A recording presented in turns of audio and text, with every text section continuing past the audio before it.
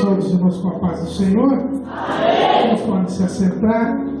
Motivo de alegria estar mais uma vez com os irmãos. Agradeço ao pastor Daniel, às nossas irmãs. Agradeço também ao Oswaldo, que sempre faz a ponte. Né? Motivo de alegria estar com os irmãos e, mais uma vez, agradecido ao Senhor pelo tema que as irmãs escolheram. Ano passado falamos da volta de Jesus, hoje este ano estamos falando da santidade.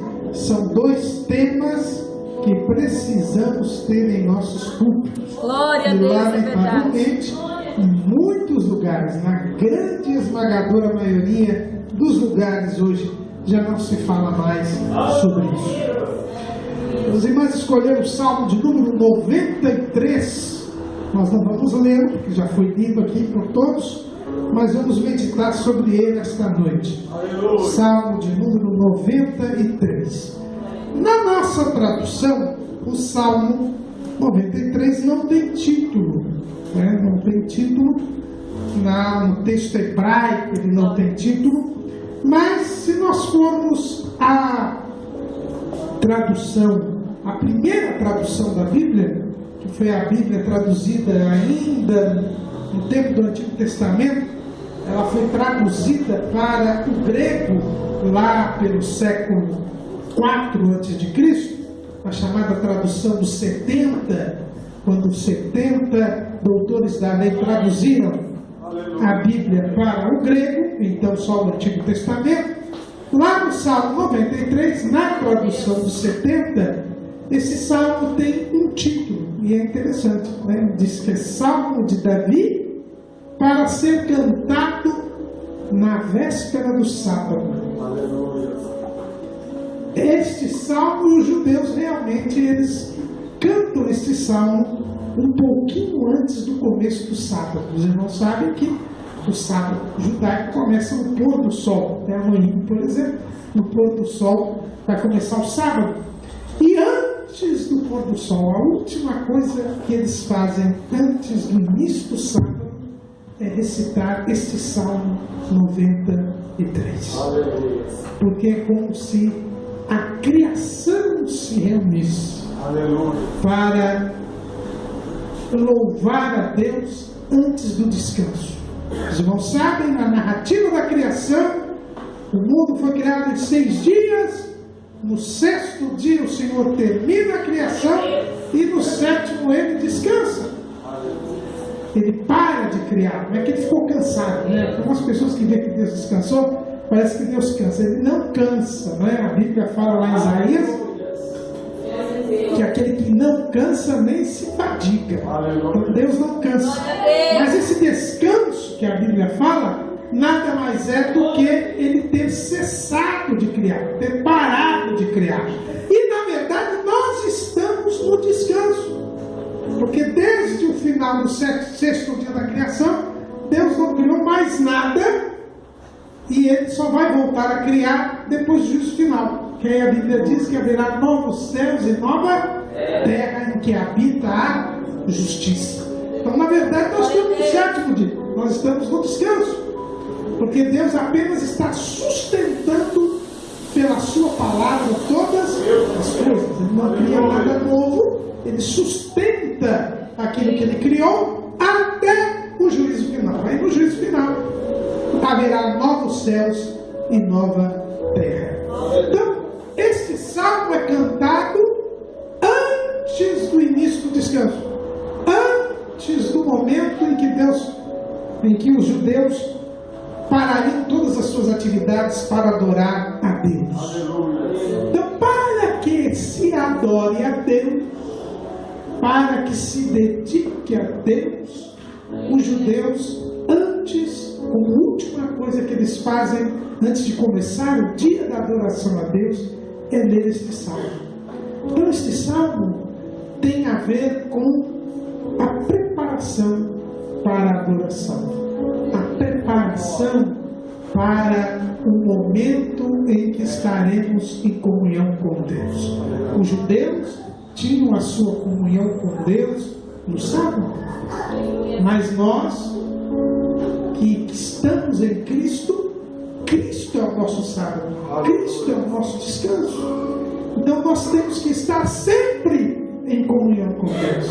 E este salmo nos fala a respeito das condições, das circunstâncias em que nós devemos estar para entrar numa verdadeira comunhão com Deus. Glória a Deus.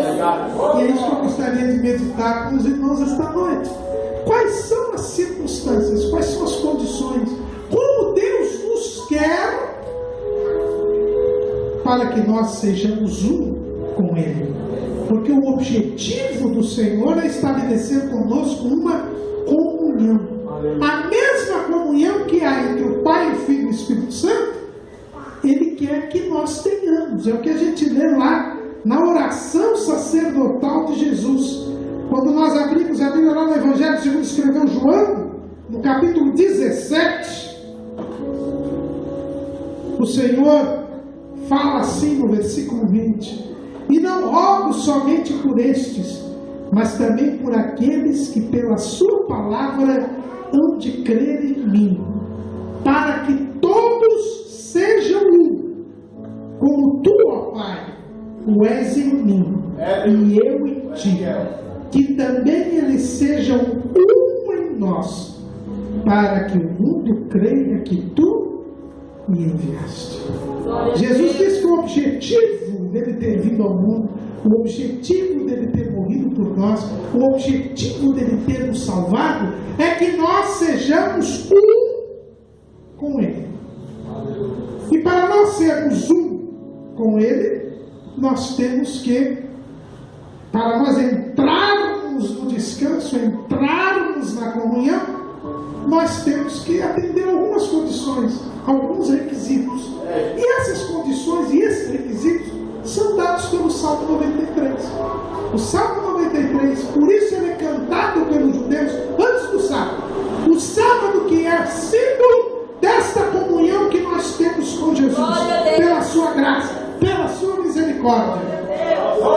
E é isso que nós vamos meditar esta noite. E o salmista começa dizendo, segundo a tradição dos 70, este salmo é de Davi. E Davi começa dizendo, o Senhor reina. Glória a Deus, o primeiro ponto para que nós possamos estar em comunhão com Deus, para que nós possamos estar em Cristo, estar no descanso, para que nós sejamos um com Deus, e sendo um com Deus, vivamos com Ele eternamente. O primeiro ponto é termos a consciência de que o Senhor reina. Glória a Deus. Aleluia. No início deste culto, nós oramos a oração que o Senhor nos ensinou. E um dos momentos da oração diz assim o Senhor, nos ensinando a orar: venha o teu reino. Venha o teu reino. O Senhor reina. Ele reina em primeiro lugar, porque Ele é o Criador de todas as coisas. Foi Ele quem fez todas as coisas. Por isso Ele está acima de todas as coisas. O rei é aquele que governa, é aquele que está acima dos seus súditos. Há uma diferença entre a monarquia e a república. O Brasil é uma república. Nós temos o presidente da república. O presidente da república ele muda conforme o tempo. E ele é um cidadão como qualquer outro. Durante o tempo que ele está no governo, ele não responde, ele não pode ser processado por atos estranhos à sua função e tudo mais. Mas quando ele sai da presidência da república, ele volta a ser um simples cidadão comum. O rei está acima dos seus governados. Ele nunca pode ser responsabilizado. Ele nunca pode ser afrontado, porque ele está acima dos seus súditos. E quando o salmista salmista diz: o Senhor reina, ele está lembrando que o Senhor está acima. Oh, glória. Aleluia. Ele está acima da sua criação. E por isso nós não podemos querer questioná-lo, não podemos querer compreendê-lo ou entendê-lo. E muitas vezes nós queremos entender Deus. E neste afã de querer entender o Senhor, muitas vezes nós somos enganados pelo inimigo nas nossas almas. Não queira entender a Deus. Não queira saber mais do que Deus, porque Ele reina, Ele está acima de nós. O profeta Isaías, ele diz assim: olha, assim como os céus são mais altos do que a terra, assim os caminhos do Senhor são mais altos do que os nossos caminhos, e os pensamentos de Deus são mais altos do que os nossos pensamentos. Glória a Deus. Eu tenho 1,67 m de altura, eu só consigo enxergar 1,67 m acima do chão.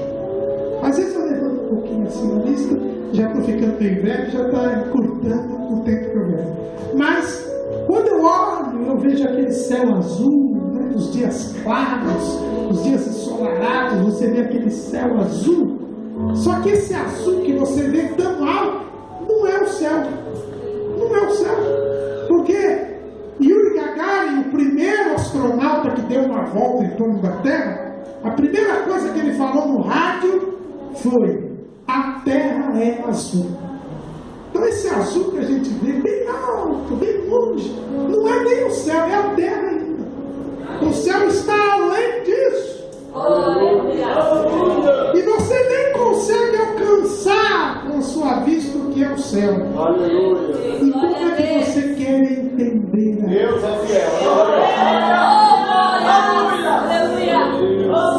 O Senhor reina, Ele está acima. Glória a Deus. Aleluia. Mas eu tenho uma vida fiel, meu caro, eu sou fiel, Deus se agrada de mim, mas nem por isso você pode entendê-lo, nem por isso você pode compreender. Glórias a Deus.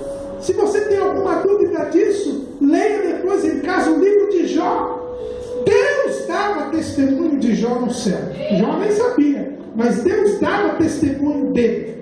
Mas quando aconteceu tudo o que aconteceu com Jó, Jó começou a querer questionar Deus. Jó começou a querer entender por que estava acontecendo tudo aquilo. E depois de tantos questionamentos, de tantos discursos bons, corretos, né? Porque enquanto Jó falava bem de Deus, os seus amigos o acusavam e distorciam o caráter de Deus. Mas quando Jó, os seus amigos já não tinham mais conversa com Jó, talvez Jó tivesse pensado: não, eu calei meus amigos, agora Deus, eu vou entender o que Deus está fazendo comigo. Deus então aparece num redemoinho para Jó e começa a fazer um questionário, uma prova oral. E os irmãos podem ler lá nos capítulos 39, 40 e 41 que Deus faz uma série de perguntas para Jó e Jó não responde nenhuma, porque ele não tinha condições de responder, porque o Senhor reina, Ele está acima de tudo e de todos. Até que Jó entende a sua tolice, até que Jó entende a sua inconsequência, a sua insensatez, e ele não questiona mais a Deus. Ele diz assim: olha, eu antes te conhecia só de ouvir dizer, mas agora os meus olhos te veem. Agora eu entendo que tudo o que aconteceu foi para que eu tivesse maior intimidade contigo, para que eu entendesse que tu és rei e eu nada sou. E foi nesse momento que Deus então virou o cativeiro de Jó, porque Deus cumpriu o propósito na vida de Jó. Jó se colocou no seu lugar E era um homem que de Deus dava testemunho. Ele não tinha pecado, como diziam seus amigos, mas ele quis entender a Deus, e ninguém pode entender a Deus. Então, para nós entrarmos em comunhão com Deus, em primeiro lugar, nós temos que saber que o Senhor reina. Mas Ele não reina apenas porque Ele é o Criador. Ele reina também porque Ele nos salvou e nos comprou com o seu sangue. Ele é o nosso Senhor. E quando nós dizemos venha o teu reino, nós estamos dizendo: Senhor, reina em mim, me governe, me domine, como já foi dito por uma irmã aqui hoje, faça a tua vontade, porque não é mais nós que queremos fazer as coisas, é Deus que tem que viver em nós. O apóstolo Paulo diz: não sou mais eu quem vivo, mas é Cristo quem vive em mim. Paulo tinha seus desejos de fazer a obra de Deus, Paulo tinha os seus projetos, mas a vontade de Deus é que tinha que prevalecer. Paulo escreve uma carta aos Romanos dizendo: olha, eu vou para aí, primeiro eu vou levar as ofertas em Jerusalém, depois eu vou para Roma. E quando eu for para Roma, eu quero que vocês me mandem como missionário para a Espanha. Você lê isso lá na Epístola aos Romanos. E Paulo foi para Jerusalém levar as ofertas. Mas quando chegou a Jerusalém, mal entregou as ofertas, foi preso. De preso, ele ficou preso em Cesareia há muito tempo. E ele foi para Roma, mas foi como prisioneiro. Não era desse jeito que ele queria ir. Mas ele só foi para Roma não porque ele quis. Mas assim que ele foi preso em Jerusalém, o Senhor apareceu a ele e disse: convém que você vá a Roma. Eu quero que você vá a Roma, mas você vai no tempo que eu quiser, do jeito que eu quiser. E Paulo foi para Roma, mas foi anos depois do que ele tinha planejado. E foi como prisioneiro. Porque o Senhor reina.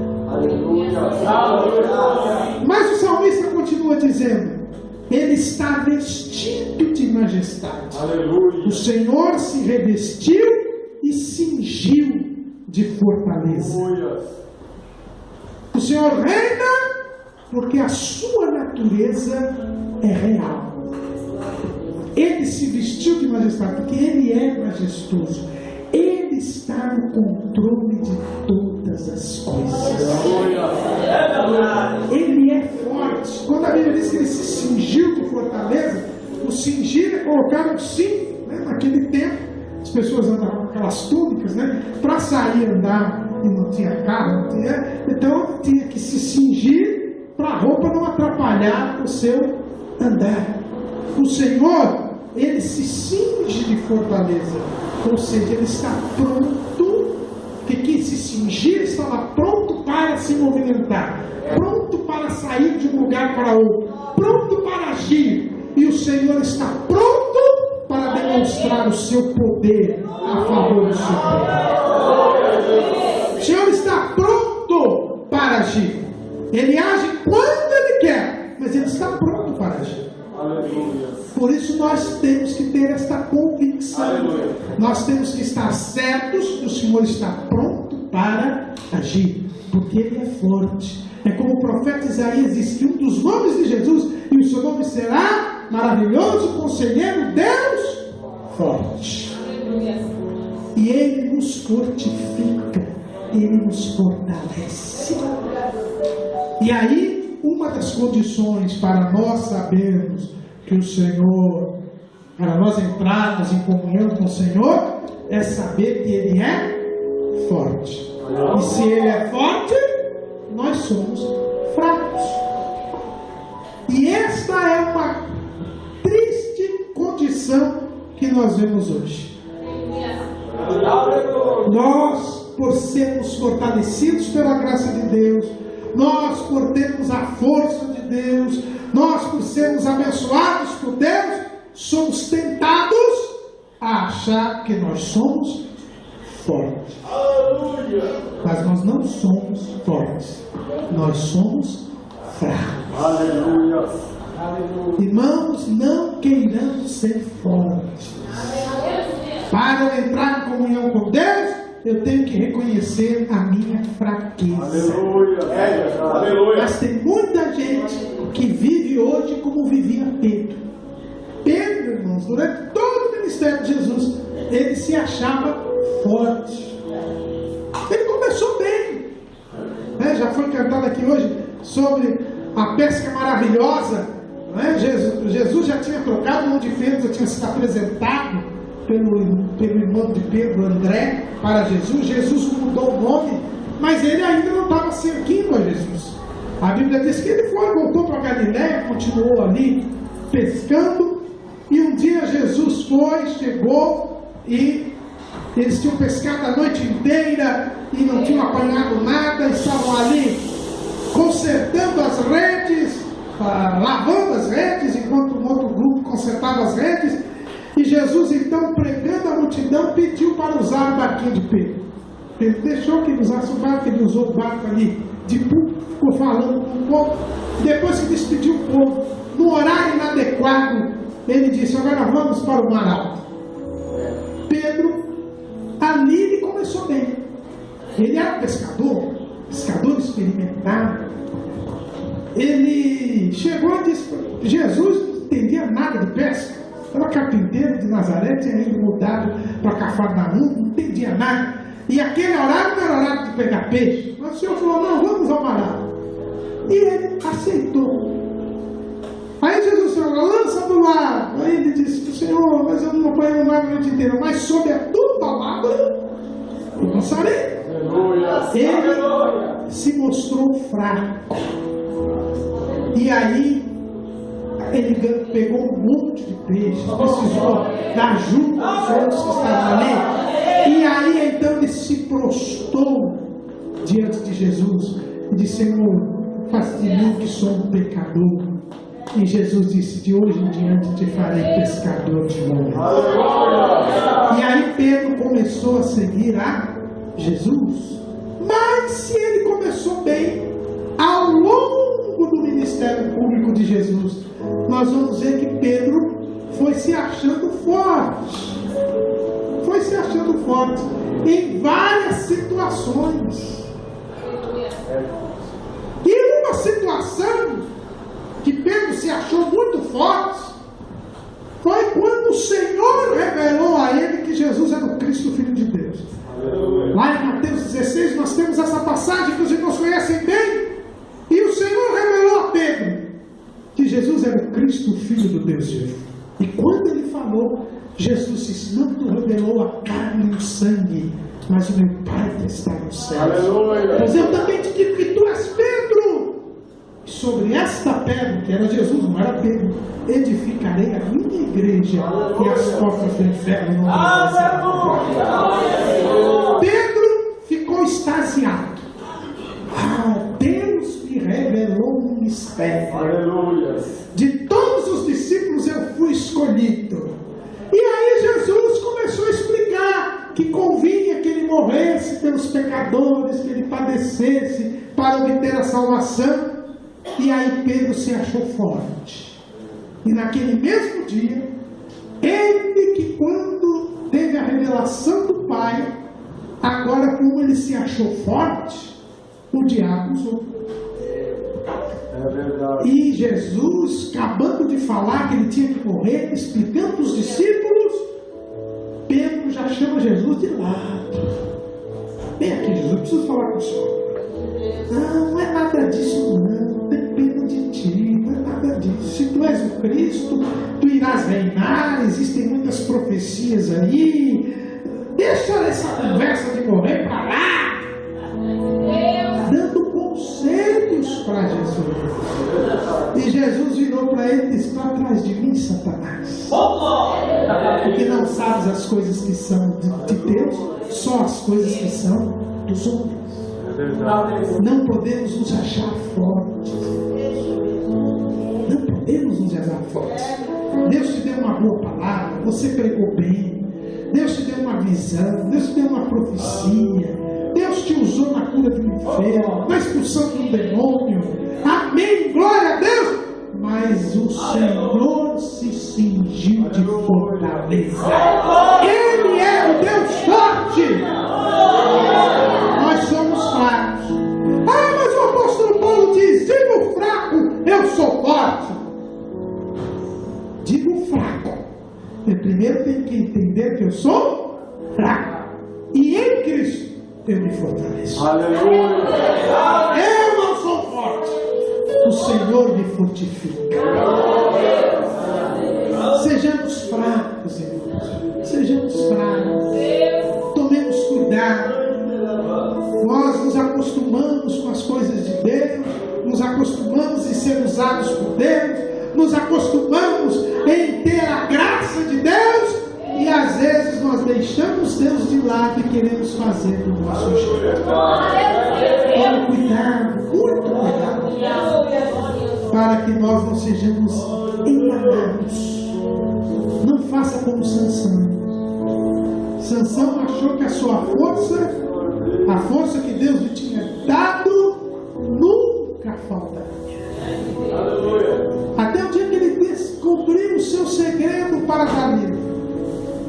Cortaram-lhe os cabelos. E quando Dalila disse: os inimigos vêm, a Bíblia diz que Sansão, achando que ainda era forte, ele quis sair como saiu das outras vezes e não saiu mais, porque ele se achou forte e por isso ficou fraco. O Senhor se cingiu de fortaleza. Para eu estar em comunhão com Deus, eu preciso, primeiro, saber que o Senhor reina.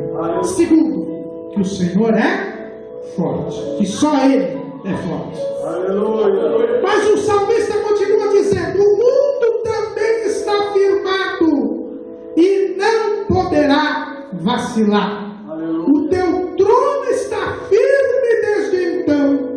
Tu és desde a eternidade. Aleluia. Duas coisas aqui. Terceira coisa que o salmista nos ensina aqui: para eu poder estar em comunhão com Deus, para eu poder descansar em Deus, eu tenho que saber que o Senhor é rei, eu tenho que saber que o Senhor é forte, e eu tenho que saber que o Senhor faz tudo direito e perfeito. Veja o que está escrito: o mundo também está firmado e não poderá vacilar. Deus criou o mundo, Deus criou todas as coisas, mas Ele não criou meia boca, Ele não criou faltando coisa, Ele pôs tudo no seu devido lugar. Existe uma ordem, e esta ordem eu tenho que saber que é firme e não poderá ser alterada.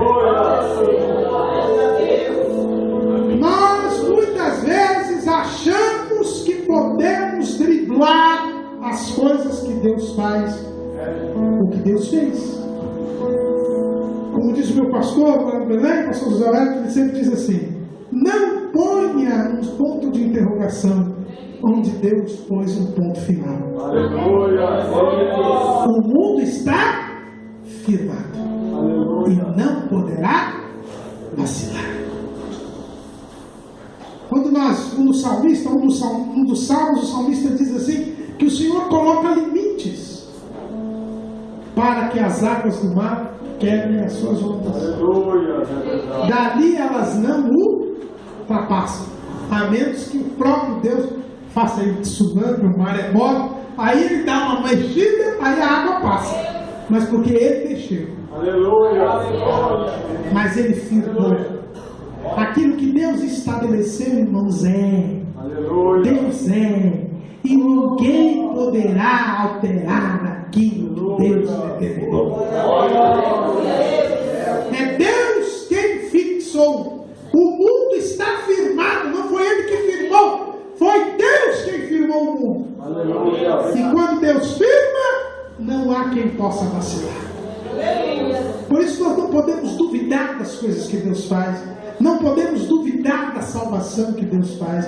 Não podemos duvidar das promessas de Deus, pode tudo estar ao contrário, mas aquilo que Deus fixou está firmado e não poderá vacilar.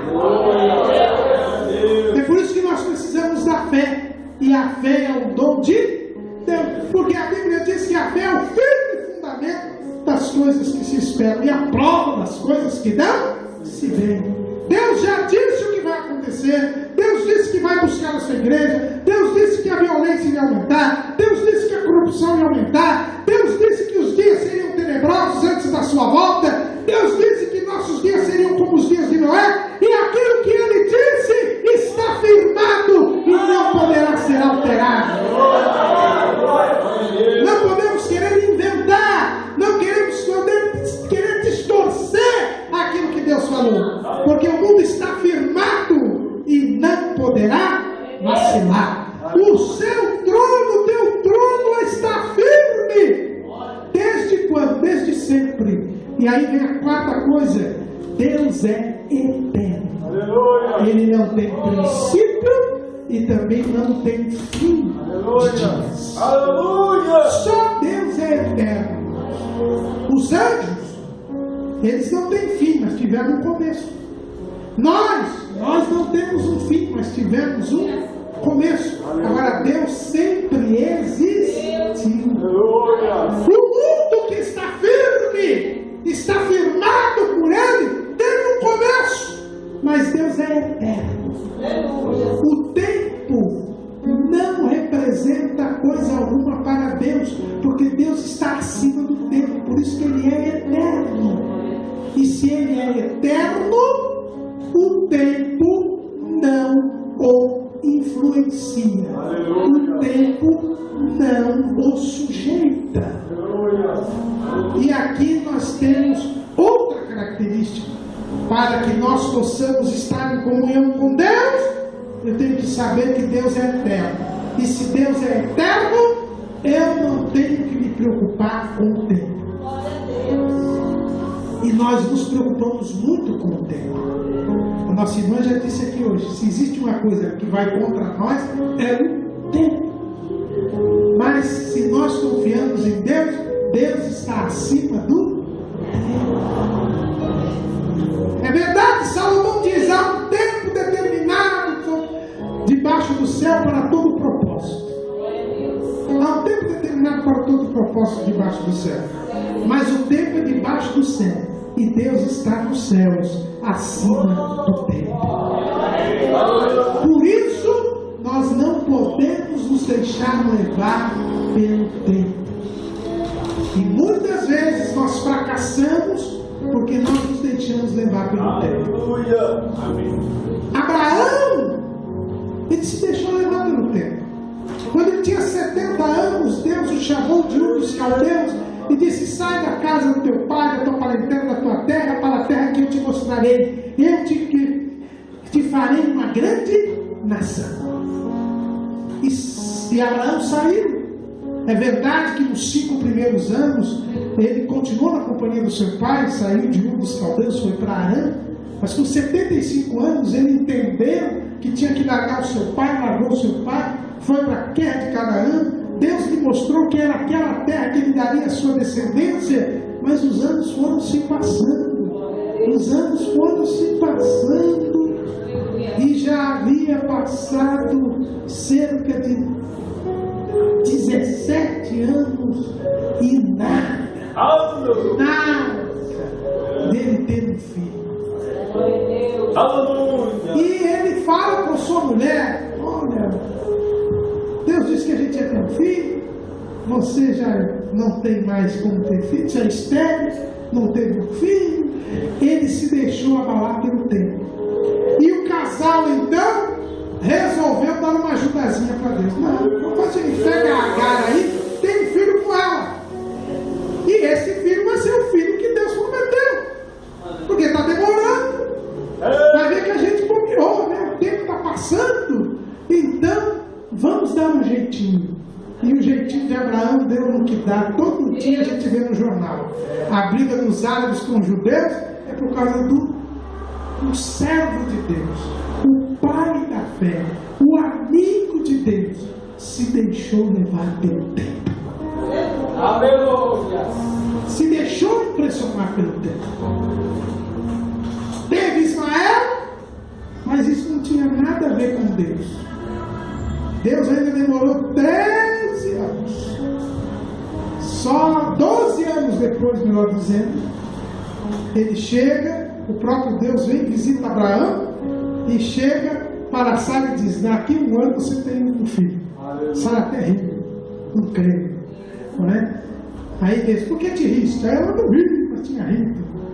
E um ano depois estava lá Isaac nos braços de Sara. Mas Sara era estéril. Sara tinha cessado o costume das mulheres. Isso não quer dizer nada, porque para Deus o tempo não existe. Não se preocupe com o tempo, não se deixe levar pelo tempo. Se você quer estar em comunhão com Deus, se você quer ser um com Deus, saiba que Deus é eterno. Para Ele um ano é como mil anos é como um dia, e um dia é como 1000 anos. Não se deixe impressionar pelo tempo. O Senhor reina. O Senhor é forte. O Senhor faz tudo perfeito. O Senhor é eterno. Mas mesmo sabendo que o Senhor é rei, mesmo sabendo que o Senhor é eterno, mesmo sabendo que o Senhor faz tudo firme e perfeito, mesmo sabendo que o Senhor é forte, os rios se levantam. Os rios se levantam o seu ruído. Os rios levantam as suas ondas. Aleluia. Não é porque Deus reina, não é porque Deus é eterno, não é porque Deus é forte, não é porque Deus faz tudo firme e perfeito e está no controle de tudo, que os rios deixam de se levantar, que nós deixamos de ter provas, que nós deixamos de ter aflições, que nós deixamos de ter problemas. Aleluia. Um comentarista disse que esse Salmo 93 começa falando da criação. Deus reina porque Ele criou todas as coisas. Ele é eterno, Ele é forte, Ele faz tudo firme e perfeito. Mas Deus também mostra o seu controle nas providências. Os rios se levantam. Já foi cantado aqui hoje, né? A tempestade vem.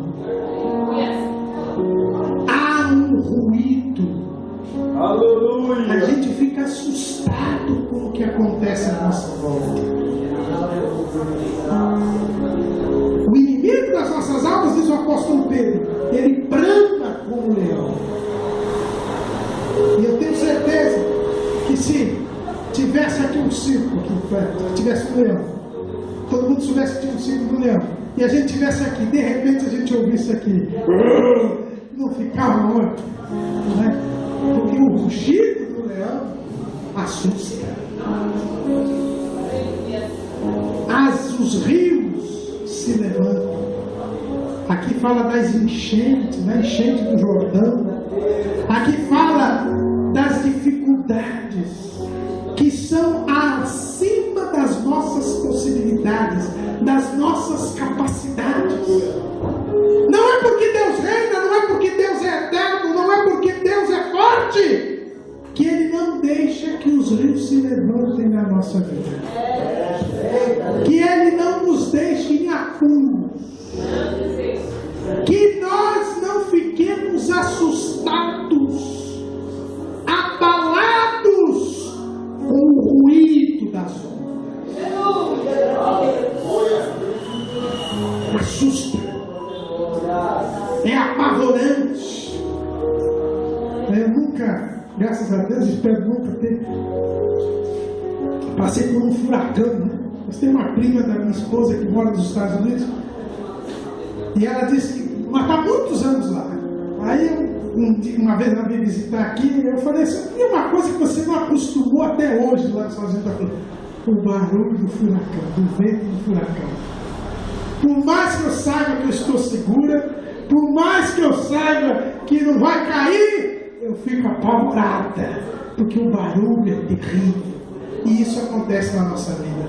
Quantos furacões nós já não ouvimos, aquele barulho, aquele ruído, que quer nos fazer desesperar, que quer nos fazer perder o controle. E nós perguntamos, mas Senhor, por que este furacão na minha vida? Por que essa tempestade? Nós estamos como os discípulos que estavam ali no mar da Galileia, e eles já estavam também acostumados com as tempestades que sempre ocorrem ali no mar da Galileia, e eles usaram de todas as suas habilidades, mas o barco estava afundando, eles sabiam que iam morrer.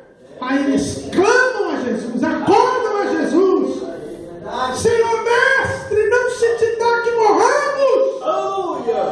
E o Senhor levanta, e o salmista diz aqui: mas o Senhor nas alturas é mais poderoso do que o ruído das grandes águas e do que as grandes ondas do mar. O Senhor reina, Ele está acima das lutas, das aflições, das tribulações, das dificuldades, do nosso desespero. Os rios não vão deixar de se levantar.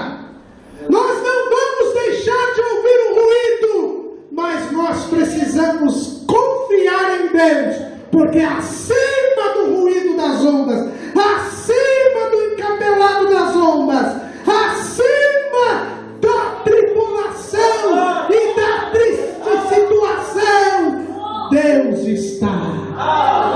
E Ele, no momento certo, Ele se levantará e mandará que o mar se aquiete, que o vento fique calmo, e nós seremos vencedores.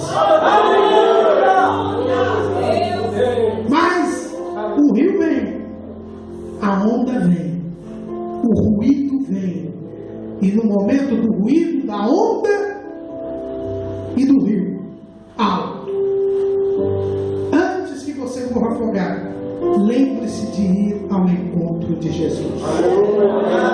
Os discípulos se esgotaram, se estressaram, se desesperaram, porque quiseram enfrentar a tempestade com o seu conhecimento, com a sua habilidade, com a sua experiência. Se eles no começo da tempestade tivessem acordado Jesus, Jesus já tinha acabado com a tempestade, eles não tinham sofrido tanto. Será que você não está estressado, esgotado, porque você tem deixado Jesus dormindo no barco? Mas vá ao encontro de Jesus. Como foi dito aqui esta noite, coloque o seu rosto no pé, no pó, e o Senhor fará aquietar a tempestade. E como disse o hino que foi cantado aqui, sobre as águas o Senhor também é rei. O Senhor, Ele providencia o nosso livramento. Para eu entrar em comunhão com Deus, eu tenho que saber que o Senhor é rei na criação, mas Ele também é rei na providência. Deixe Deus tomar as providências na sua vida. Confie na providência de Deus. Mas a providência de Deus é a melhor providência. Davi estava em guerra com os filisteus. Aleluia! Ele havia acabado de ser confirmado no reino. Todos o reconheceram como rei. Ele havia finalmente, depois de tantos anos, visto o cumprimento da promessa de Deus, de que ele seria rei. Quando ele foi ungido lá por Samuel, ainda adolescente, quanto ele sofreu, quanto ele passou, e agora ele era confirmado no reino. Mas não deu nem tempo de Davi dar glória, não deu nem tempo de Davi comemorar, porque a Bíblia diz que assim que os filisteus souberam que ele tinha sido confirmado como rei, os filisteus vieram guerrear contra Israel. E é sempre assim, quando a gente recebe uma grande bênção, quando tem um cumprimento de uma grande promessa, não se esqueça, o inimigo virá lutar contra você. Não tem como. O rico se levanta, o ruim se dá. Mas Davi, antes de ir à guerra, ele consulta a Deus. Devo ir? O Senhor vai que eu entrego os inimigos na tua mão. E ele foi, guerreou e venceu os inimigos. Mas passado um ano, os filisteus se reorganizaram e vieram de novo. E Davi, o que ele faz? Ele consulta a Deus. Ele não fez como os discípulos. Ele não foi confiar na experiência, na habilidade. Ele dizia, eu ganhei o ano passado, agora não preciso nem orar. Vou de novo, porque Deus já falou no ano passado que eu podia ir, então agora eu vou também. Guerrear eu conheço. Guerreiro eu sou desse novo. Deus está comigo. Eu tive a promessa cumprida na minha vida de ser rei. Na primeira guerra Deus disse para eu ir, então eu vou de novo. Não, mas Davi, ele sabia que os rios se levantam, mas quem está acima das ondas e do rio é o Senhor. É Ele quem providencia, não somos nós. Ele é o provedor, não somos nós. E aí Davi consulta a Deus novamente. E para sua surpresa, o Senhor diz, não vá. Não. Pega os soldados, manda os soldados deitar de barriga para cima e ficar olhando para as amoreiras. Como é, Senhor? É para o soldado ficar de barriga para cima olhando para as amoreiras. E os irmãos já viram aí em filmes, já viram aí, quem já serviu o exército sabe muito bem disso. Quando o soldado não está de pé, quando ele está deitado, ele está sempre de barriga para baixo, de bruços, pronto para ver o que está acontecendo e atirar. De barriga para cima você não vê o que está acontecendo e não tem como pegar a água. Mas Deus mandou Davi fazer isso. E eu vejo Davi dando ordem para o exército. Deita todo mundo de barriga para cima e fica olhando para as amoreiras. Alguém deve ter falado, o Davi ficou doido. O Davi entregou os pontos. Não, Davi estava recorrendo àquele que está acima das águas do mar, acima das tempestades, acima dos problemas e das tribulações.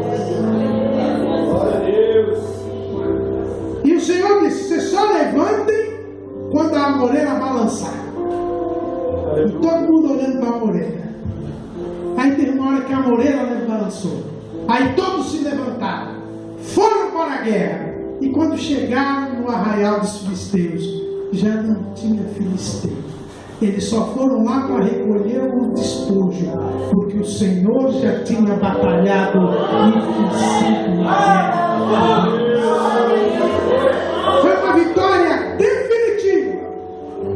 A do ano anterior, Davi foi vencedor, mas não foi definitiva, porque um ano depois eles derrotaram. Mas quando Deus age, é definitivo. É permanente. Eles só foram recolher a bênção, não precisaram se esforçar, porque confiaram em Deus, porque este é o Deus da providência. Deus reina porque é o Criador, mas Ele também reina porque Ele é o Deus da providência. Mas o salmista continua, muito fiéis são os teus testemunhos. E agora nós vamos ver Deus que é rei na sua graça. O que é a graça? É o favor imerecido de Deus. Nós não merecemos, mas o Senhor nos ama e Ele nos dá de graça a salvação. Agora, para eu desfrutar desta graça, eu tenho que observar os mandamentos do Senhor. Aleluia. Os testemunhos aqui, muito fiéis são os teus testemunhos. Aleluia. Isto é a palavra de Deus. Aleluia. Os testemunhos aqui é a palavra de Deus. A palavra de Deus é fiel. A palavra de Deus é a verdade. A palavra de Deus nos santifica. A palavra de Deus nos traz a fé, através da qual eu entro nesta graça. Paulo, escrevendo aos Romanos, diz que pela fé nós temos entrada nesta graça.